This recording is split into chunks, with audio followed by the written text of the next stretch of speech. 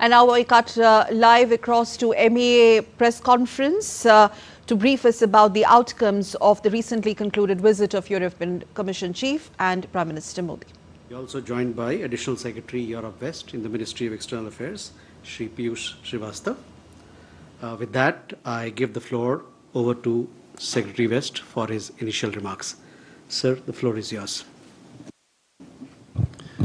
Thank you. The President of the European Commission, Her Excellency Ursula von der Leyen, accompanied by the College of Commissioners, are on official visit to India, as you all know. The 22 of the commissioners are part of the EC delegation, and this is really an unprecedented and a landmark visit on many counts. This is one of the first such visits by the College in its new mandate, and the first which has been outside Europe, and their new mandate, of course, began in December 2024. This visit signals the high priority that is attached by both sides to the strategic partnership that we share. And the visit of the entire college also highlights the very extensive breadth of our partnership and engagement. President von der Leyen met Prime Minister Modi, and the two leaders held extensive discussions, including in the delegation level talks. In addition to these talks, there have been 20 individual ministerial meetings since yesterday, again something very unprecedented, where the College of Commissioners have met their counterpart ministers. These other meetings have included meetings of the bilateral cluster, the three meetings of the ministerial level for the three working groups of the Trade and Technology Council and the Trade and Technology Council Ministerial itself. 20 cabinet ministers and ministers of state from India also participated in the delegation level talks today. The themes covered in these bilateral ministerial engagements, in addition to the trade and FTA and digital green technologies to supply chains under the TTC, some of the other themes that were discussed were ranging from finance to renewable energy to environment, research and innovation to skilling and education, space to defense, connectivity and mobility, sustainable urbanization to water to fisheries, women empowerment to youth. So this really gives an idea of how extensive and broad-ranging the discussions were held at ministerial level. And this explains the breadth of our strategic partnership that we share. I would like to share some of the program elements briefly. Yesterday, upon arrival, President von der Leyen was received at the airport by Honorable Minister of State for Health and Family Welfare, Srimati Anupriya Patel, and was accorded a ceremonial reception and a cultural welcome. Thereafter, she visited Rajghat to pay tributes to Mahatma Gandhi. External Affairs Minister had called on the President von der Leyen last evening. Today, the plenary meetings were followed by a banquet lunch hosted by the Prime Minister in honor of President von der Leyen and the College of Commissioners.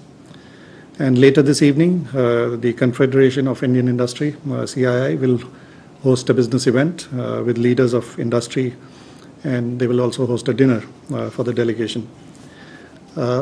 Earlier today, the President von der Leyen, she experienced the digital payment transaction, UPI, at one of the venues. And the College of Commissioners also traveled by the hydrogen bus to the venue.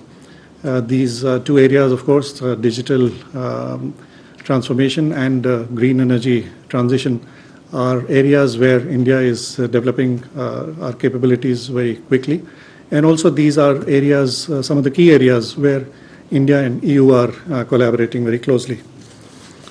Among the outcomes, there has been a leader's statement, which will be, I understand, will be issued shortly. It highlights the important context of the visit and the significance, and also the guidance that has been provided by the leaders to their teams to take the strategic partnership forward in very, very substantial ways. Some of the key outcomes relate to trade, investment, technology, mobility, connectivity, defense, and these broad themes. In a major outcome, the leaders have directed their teams that the India-EU FTA should be concluded within the year. This is, of course, a very important outcome as negotiations have been ongoing on this aspect. There has also been very clear progress on the different working groups under the Trade and Technology Council. These working groups, just to refresh your memory, the themes are from strategic technologies, digital governance and digital connectivity, that is working group 1. Then green and clean energy technologies, and that is the working group 2. And trade, investment and resilient value chains is the theme of the working group 3. And there has been very extensive discussions and progress in all three of these tracks. On technology further, there has been progress in the implementation of the MOU on semiconductors, from boosting supply chains to facilitating talent exchange and skilling. And also there has been MOU between the Bharat 6G Alliance and EU 6G Smart Networks and Service Industry Associations, and extensive discussions were held on taking these cooperation forward. There is also a deepening collaboration between the India AI Mission and the European AI Office. On clean and green energy, there is joint funding been announced of 60 million euros for research projects ranging from electric vehicles to plastics, marine plastics, and also to projects on waste to energy, especially to green hydrogen. There has been progress on the third phase of the work plan on clean energy and climate partnership that India and EU share. And India-EU Green Hydrogen Forum will be held, and India-EU Business Summit on offshore wind energy is also planned. Another area of collaboration, important collaboration, has been connectivity, and in that sphere, both sides discussed the significance of the IMEC connectivity initiative and various ways to take this forward. On the defense and security domain, especially maritime security, the EU has decided to join India's Indo-Pacific Ocean Initiative, IPOI, and EU is also joining as an observer or a dialogue partner in the IORA initiative. There was also discussions and cooperation on improving maritime domain awareness, especially the cooperation between fusion centers in terms of sharing information. Similar cooperation was discussed between the Indian Navy and the Operation Aspides of European Union. There was also discussion on how India could join projects under the EU's Permanent Structured Cooperation, which is called the PESCO, EU's Security and Defense Program. It was also decided to hold focused discussions on defense industrial partnerships going forward. And India-EU Space Dialogue will be launched soon. And both sides also decided to pursue trilateral cooperation projects both in Africa and also in the Indo-Pacific region.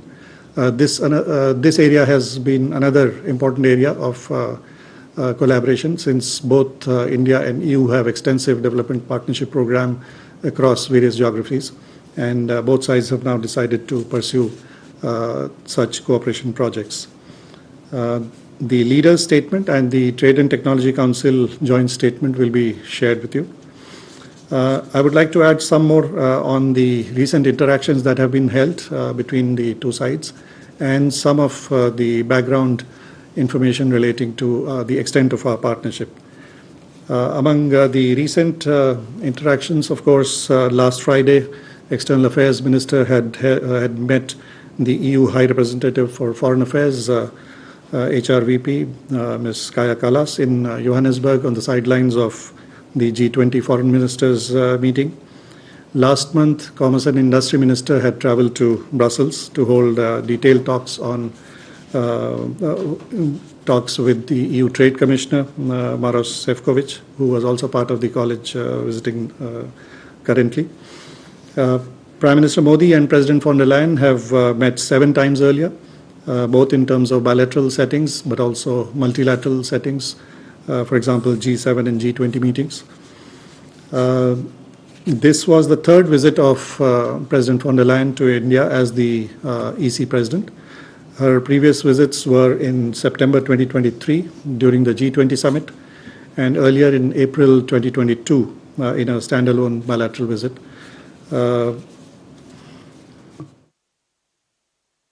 In recent months, for example, if we just look at last 18 months, there have been more than 110 interactions at the head of state, head of government, and ministerial level between India and Europe. This is a very, very substantial number, of course, and it shows the extent of the intensifying and diversifying engagement between India and countries and regions of Europe and member states of the EU. Between India and EU, there are 30 bilateral institutional dialogue mechanisms which meet regularly at the senior official level. Our strategic partnership is completing 20 years. It was started in 2004, and now the two sides, the two leaders have decided to accelerate and elevate this partnership further. The trade, technology, talent, innovation, investment, green transition, defense production, security, and resilient supply chains are some of the key areas of our strategic partnership. India's largest trading partner in goods is the European Union. The trade in goods has nearly doubled over the last decade to reach a figure of US $135 billion, and the figure has grown 3 times over the past 2 decades. Trade in services stands at around $53 billion. EU is a major investment partner for India. EU's collective FDI into India is nearly $120 billion since the year 2000. And India's investment into the EU is also growing, and it is now estimated at around US $40 billion.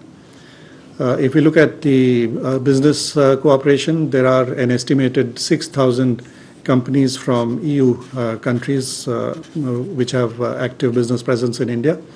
And similarly, around 1,200 Indian companies are estimated to have business presence in EU countries. So this is a very, very substantial trade, investment, and business partnership that we share. Another very important element is the people-to-people contact. The Indian diaspora in the European Union continues to grow. It is estimated at around 1.65 million currently. And this includes 120,000 Indian students as estimated. So these are some of the numbers that give you the extent of the close strategic partnership that we share. And as I mentioned, in the outcomes today, the areas were really trade in terms of the announcement on the timelines for FTA, the concrete progress achieved in the Trade and Technology Council among various technology tracks ranging from artificial intelligence to semiconductors to quantum computing, high-performance quantum computing, the connectivity relating to IMEC initiative, the EU's joining of IPOI, Indo-Pacific Ocean Initiative, the push on green hydrogen, and the furthering of cooperation in the sphere of space cluster. So these are some of the areas that have that are really taking this strategic partnership forward. And as I mentioned, this has been really historic and unprecedented in terms of the range of interactions that were held at the same time at the leaders level and also at the ministerial level, with 22 commissioners from the EU traveling to India and 20 ministers taking part in the delegation level talks, and also 20 bilateral meetings over the last one and a half days. So this will be completing my initial briefing. We are now open for questions. Okay, so Ayushi first. We'll take three questions. So this is Ayushi from AN. I just wanted to know how much was Russia-Ukraine discussed between the two leaders, and also was there any discussion on the enforcement of sanctions, enforcement of EU sanctions on Russia? Thank you. Sudhi. Sir, thank you. Sudhiranjan from Bloomberg. Two questions, sir. One, in the free trade agreement, when setting the date, did the two leaders or the two sides have any discussion on spirits, motor vehicles export? Because that is one of the issues that has been stalling this entire issue. And if so, has there been any commitment from either side to look into it? And on the IMEC, sir, was Israel-Gaza war discussed, and any chance of relooking at the routing of IMEC? Shubham. Hi, sir. Shivam from Reuters. Was the carbon border mechanism discussed at all in terms of the EU, and could there be any possibility of any flexibility for India in that? That's, yeah.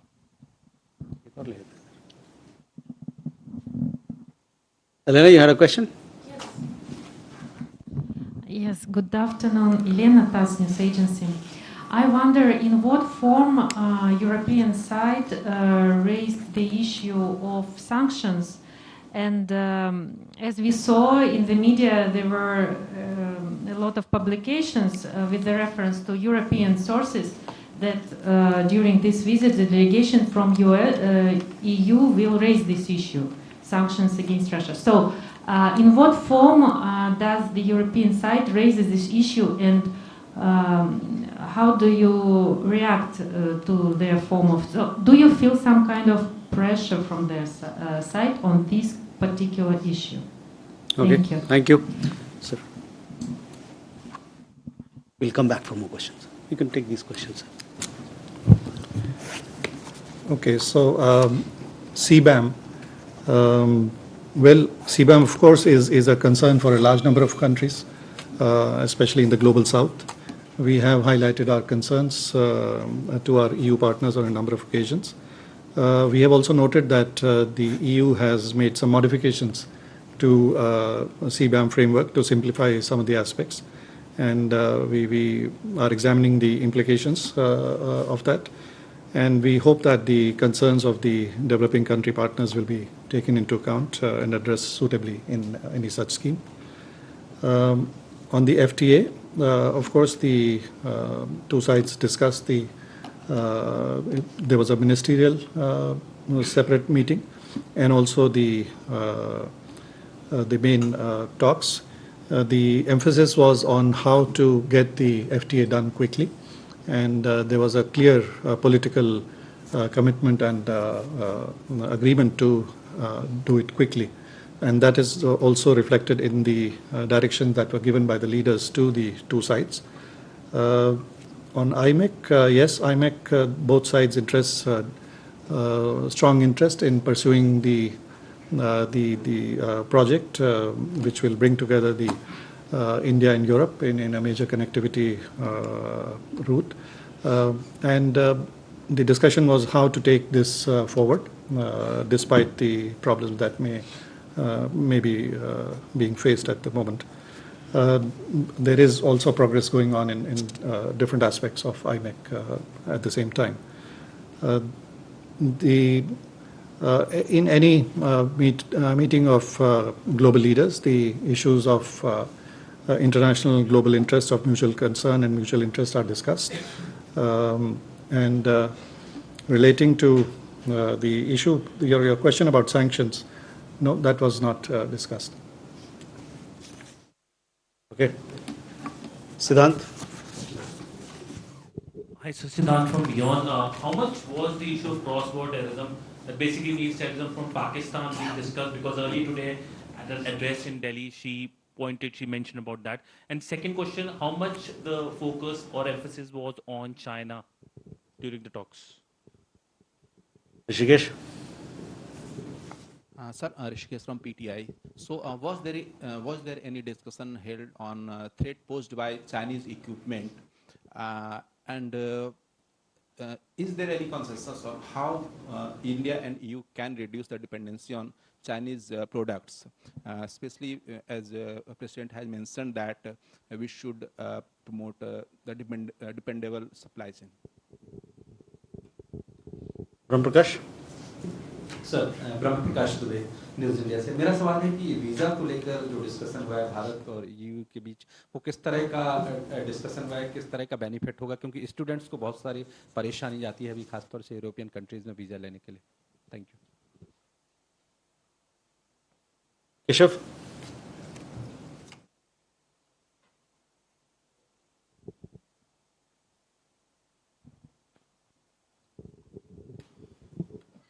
Thank you, sir. Keshav Padmanabhan from the Print. Two questions. One, when you say that regional and global issues were discussed, were there any pointed discussions on the situation in our neighborhood with regards to Bangladesh? Was any of this raised at the political level with the European Union? And secondly, when we talk about the free trade agreement, we've heard a lot about the EU's concerns, wine, spirits, automobiles. Can you give us a sense of what are India's concerns when it comes to tariffs, especially the EU's protectionism with regards to its own agricultural market? So can you sort of give us a sense of what India's issues with EU's FTA, with this FTA is? Thank you.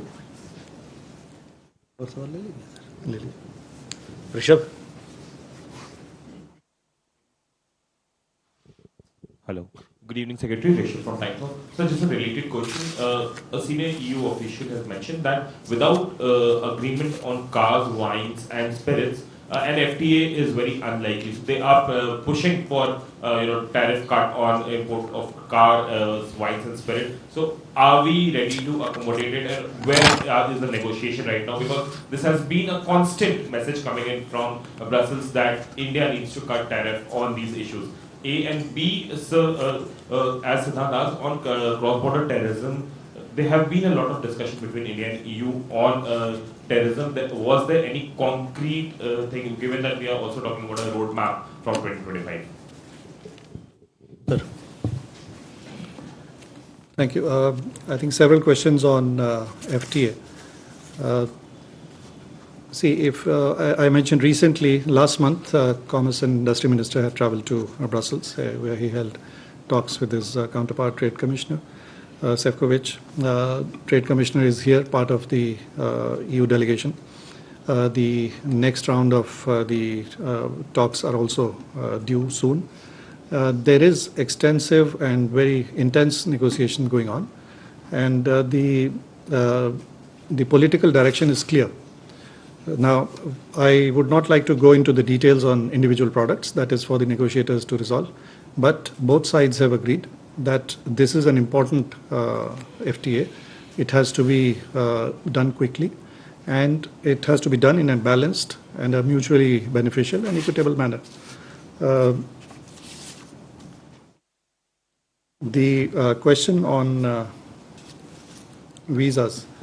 There are regular discussions on visa and consular issues between India and EU. This was also discussed during this visit. Last year, the EU had announced a Schengen cascade visa scheme that is aimed at facilitating longer-term visas for frequent travelers from India. And separately, India and EU member states have also been discussing what are known as the mobility and migration agreements to facilitate the growing legal pathways for our professionals, skilled workers who are increasingly in demand in EU countries, and also students. So many of these things are already being done. India and EU also has a separate mechanism, I mean not only the individual countries, but India and EU, which is called the CAMM, and there again many of these issues are taken up.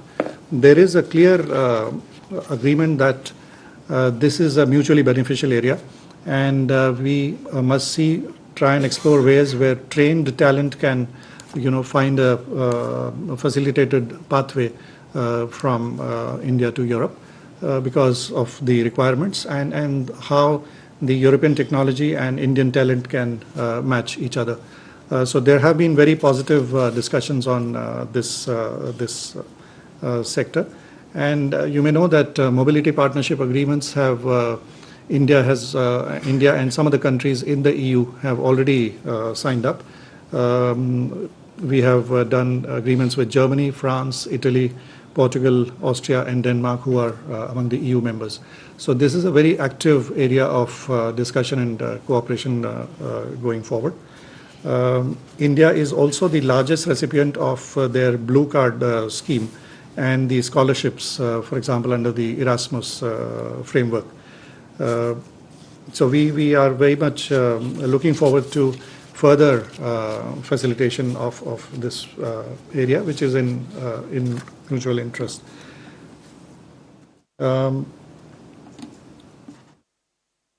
The supply chains and the resilient supply chains has been a very important area of discussion between India and the European Union. And as I mentioned, the Working Group 3 from the Trade and Technology Council actually focuses on these aspects. So yes, the resilience, how to make the supply chains resilient, what will it imply for various technology sectors, manufacturing sectors in different areas, engineering, defense, so many other aspects was discussed and is being taken forward very, very strongly by both sides. Yes, terrorism was discussed. It is an important area when we discuss the security issues, and they form an important aspect of our discussions. Both sides are very conscious of the need for deepening cooperation in controlling and combating terrorism, including its financing, and they collaborate at various platforms, individually and in a multilateral context, to take this cooperation forward. I think I have covered the questions. Yeah. We'll take some more questions. So John there. Thank you. John Reed from the FT. Ms. von der Leyen spoke about setting a deadline by both sides of concluding the FTA by the end of this year. Can you confirm that that's indeed India's goal as well? And if so, is that a realistic goal, given all the issues that divide the two sides? Thank you. Raghavendra. Raghavendra Verma from ZDF German Television. My question is also regarding FTA. So has something changed in the last few years, or that brings the confidence between the two sides that it will be easier to conclude? Recently there have been these tariff disruptions from the United States. Does it make it easier or difficult for the two countries, two partners, to conclude this FTA? And so there are specific, you have not gone into the specifics of the products, but these products are aligned to many of the member countries in the EU. Is India also discussing such issues with the individual countries in the EU to make this faster and happen? And lastly, sir, India-UK FTA is said to be much easier to sign than the India-EU, and that has also not happened for so long, sir. Is there any progress on that? Is it will be happening soon also? We have a question right behind. Yeah. Alexander Besuk, Российская газета Russia. I was wondering, has the Ukrainian conflict come up during the negotiations, specifically in the context of US-Russian negotiations that had taken place recently? And secondly, if I may, since US President Donald Trump has threatened both India and EU with new tariffs, has the issue of US approach towards global trade been discussed? Thank you. Last question there, Abir. Sir, this is Ubir from the Tribune. Sir, my question is, you said that this delegation from Europe traveled in this hydrogen bus. Can you please elaborate what was the idea behind it? Sir. Okay, so regarding the hydrogen bus, of course, the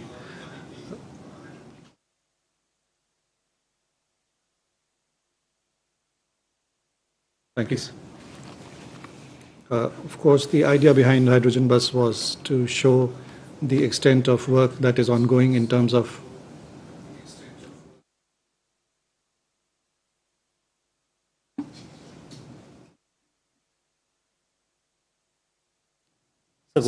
renewable energy and green technologies, green transition is very much part of India's priorities. We have set very ambitious renewable energy targets, and green hydrogen will form a very important sector in our pathway towards those targets.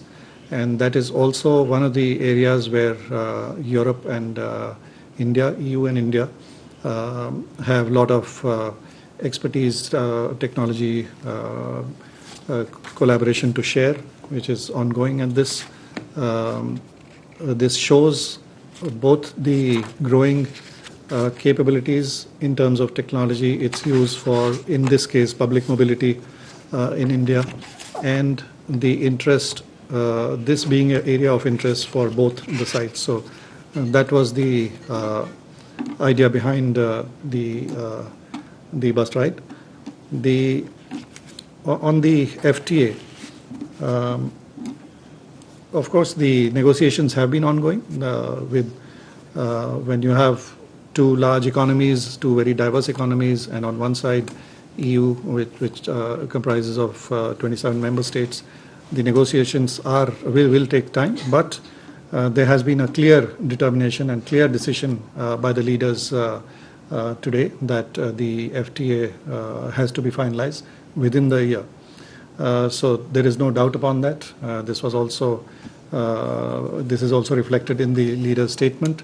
And as you mentioned, it was also mentioned during the press remarks done by the leaders. So there is a clear direction available now, which is always helpful when the negotiators meet. It helps resolve many difficult questions sometimes, and we are very confident that this will be done. In terms of your question regarding various products, etc., that is a given. I mean, there are different concerns for both sides, always are in any negotiation, especially in trade negotiations. But as I said, a decisive, clear mandate has been given by the leaders to their teams. On other global issues, as I mentioned, the global issues of mutual interest are always part of the discussions. But if you really see, this visit has been about the strategic partnership between India and EU and how to both elevate it and accelerate it going forward by the two sides. Just if you see the extent of the bilateral meetings that took place, 20 ministerial bilateral meetings, 20 ministers and 22 commissioners being there during the talks. So the focus was clearly and very firmly on what India and EU are doing together and what we can do together and how we can further, deepen this partnership going forward. So that was the focus of this visit. Thank you, sir. With that, ladies and gentlemen, we come to the close of this press briefing. Thank you very much for your participation.